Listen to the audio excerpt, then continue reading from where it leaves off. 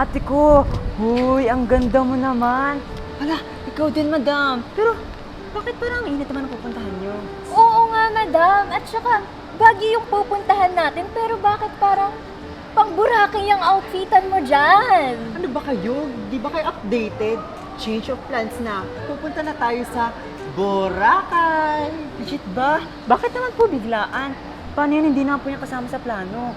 Oo nga naman. At saka, hello, wala po kaming baon na swimsuit. Ang gaganda na kaya na suot ninyo. Pang Boracay. Kaya, tara na.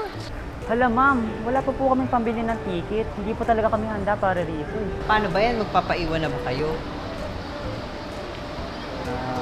Gusto ko talaga sumama pero di ako handa. Sana naman kasi hindi bigla-biglaan. At saka, hindi naman kasi ganun kadali baguhin lahat ng napagplanuhan. Sana, binigyan nyo kami ng oras. Parang gano'n na nga po. Idineklara ng Commission on Higher Education na ihihinto na ang senior high school program sa state universities and colleges at local universities and colleges.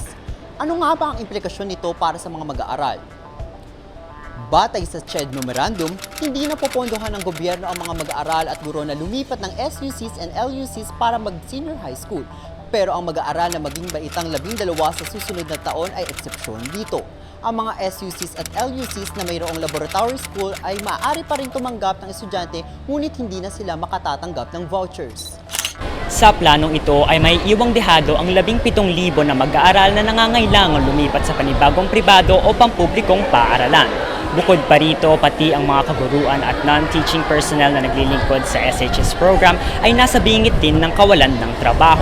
Batay nga sa chairman ng Senate Committee on Higher Technical and Vocational Education na si Francis Cheese Escudero, kahit na legal ang desisyong ito ay hindi dapat malagay sa alanganin ang mga estudyante sa transisyon.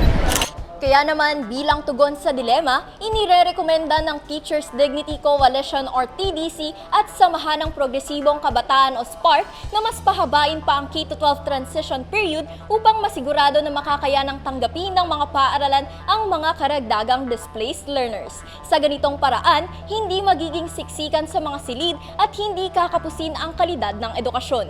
Naway ipreno muna ng gobyerno ang kanilang plano upang magkaroon ng karampatang oras ang mga mamamayan na makatawid ng matiwasay sa kanilang kinabukasan. Maraming salamat sa pakikinig. Ako si Jamie Manibo. Ako naman si Margo Laurier, At ako naman si Nico Delica para sa Lights, Camera, Opinion.